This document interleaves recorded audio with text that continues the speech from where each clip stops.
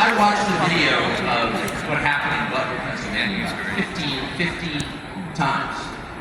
I think I was one of about 8 billion people around the world who watched it. And the more I watched it, the more it struck me that everything was different after that moment.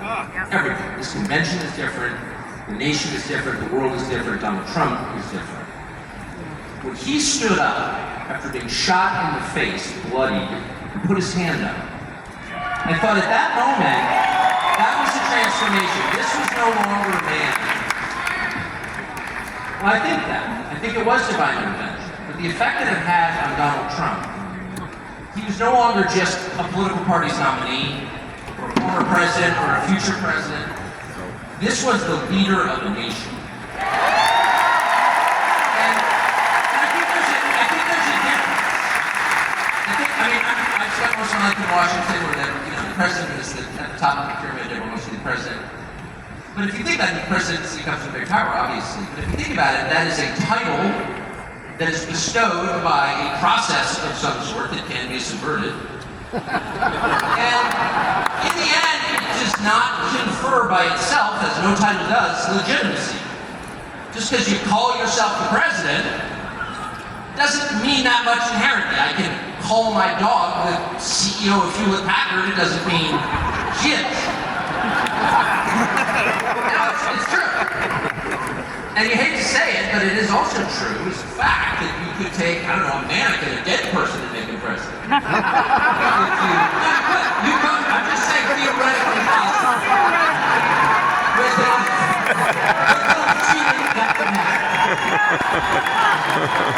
But being a leader is very different. It's not a title. It's organic. You can't name someone a leader. A leader is the bravest man. That's what a leader is. That is true in all human organizations. This is a law of nature. And in that moment, Donald Trump, months before the presidential election, became the leader of this nation. That was the most obvious thing. And I have to say, I think it changed me. I reached out to Trump within hours of it that night. And what he said to me that night, having just been shot in the face, he said not a single word about himself. He said only how amazed he was and how proud he was of the crowd, which didn't run. And I thought two things. The first thing I thought was, well, of course they didn't run. His courage gave them heart. A leader's courage gives courage to his people. And the second thing I thought was, this is the selfish guy I've been hearing about for 9 years, really not a word about himself, about his people, period. And the second thing I noticed, which I don't think anyone has remarked upon in public, but I'm just going to since I'm distracted, like why not, is that he turned down the most obvious opportunity in politics to inflame the nation after being shot. Yeah. Right. To inflame the nation, which is an opportunity that almost every other politician I've ever met, and certainly his opponents, would have taken instantly. And they would have said, well, what is this? How did it get shot? How did this happen? And those are real questions that we have to get to the bottom of. But in the moments, the days, the week after the shooting, he did not say that.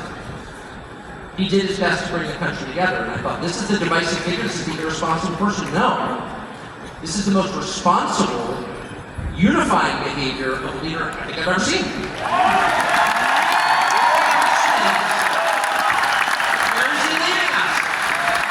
And I can go on for hours, but let me just sum it up. I do think the entire point from the famous escalator ride 9 years ago until today of Donald Trump's public life has been to remind us of one fact, which is a leader's duty is to his people, to his country, and to no other. That's the point. That's the only point. And another word for this is democracy. Yeah. Democracy, in case you're a little sick of being beaten in the face with democracy on television, actual democracy is the proposition that the citizens of a country own that country. They're not renters, they're not serfs, they're not slaves, they're the owners of the country. And for that to be true, their leaders have to represent them. It's a different way of saying they have to do what the people want them to do, or a close approximation thereof.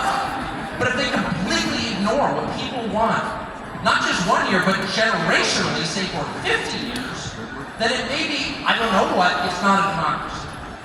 And so I think the entire Trump project, paradoxically, is attacked as an enemy of democracy to return democracy to the United States. Hey, let's pay attention to what people actually want. And the lack of interest in that question in Washington is something that ultimately drove me out of the city after 35 years. Lawmakers stepping over the prostrate bodies of their fellow citizens ODing on drugs to go cast votes to send money to some foreign country. Yeah, actually, we've lost more Americans from drugs in the past 4 years than we lost in World War II. Yeah, our bloodiest war. More than we lost in World War II. Does anybody care?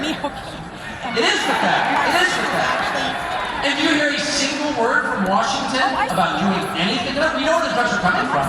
We know the supply routes. The U.S. military spent billions bombing the Ho Chi Minh Trail. You don't see our commander-in-chief suggesting that we use our military to protect our country or the lives of its citizens. No. That's for Ukraine. Now you got me. And it's too much, actually. It's too insulting. It's too insulting. It's a middle finger in the face of every American. It's a very clear statement, which is unmistakable. And that is, we don't care about you. And Donald Trump, whatever you say about him, and I think he's a wonderful person, I know him well. By the way, the funniest person I've ever met in my life, actually. You can't be funny without perspective, or without empathy, which is true. But everything else about Trump aside, he actually cares. Because he's interested in the people who live here, because that's his job. A father's job, his duty is to his family. An officer's duty is to his men. A president's duty is to his citizens. And he seems to be the only one who thinks that. And his choice as the vice president, J.D. Vance, he's made that really clear. J.D. Vance, I'll say this about him, is a thoroughly decent man, and I'll just admit it, a friend of mine. One of the very few politicians in Washington who actually is very close to his own wife, which is wonderful to see. And she's wonderful, actually. But J.D. Vance has views that are closer to Trump's voters than anyone else in Washington in office. Therefore, he is vice president. That's called democracy. So I will stop at just one point, and that is what's happened over the past month since the debate, and particularly on Saturday in Butler. I think a lot of people are wondering, what is this? It's nothing like politics. Something bigger is going on here. I think even people who don't believe in God are beginning to think, well, maybe there's something to this.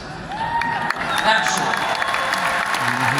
Yep. And I'm starting to think it's going to be okay, actually. I do think that. The day after the midterm elections in 2018, Antifa came to my house. The Democratic Party's militia. Okay, I was at work. It was obvious when I was at work because it was public. My wife was home alone. They tried to come in through the front door. They terrorized her. She hid in our pantry. It was on television. It was horrible, actually. It was not whining about it. Wasn't getting shot in the face, but it wrecked our day. And the next morning, we're lying in bed, and the phone rings for my wife, and it's Donald Trump, who's not like a regular text buddy of Donald Trump's. She picks up, hello? Susie, it's Donald Trump! And it's coming through, I can hear it, and I'm laying in bed. And the first thing he says is, I'm going to stand guard outside your house. And she goes, oh, that's so nice. And he says, I'll never forget this as long as I live. He says, there's a lot of hate out there. And she said, yeah, there is, Mr. President. And then he says, but there's a lot of love.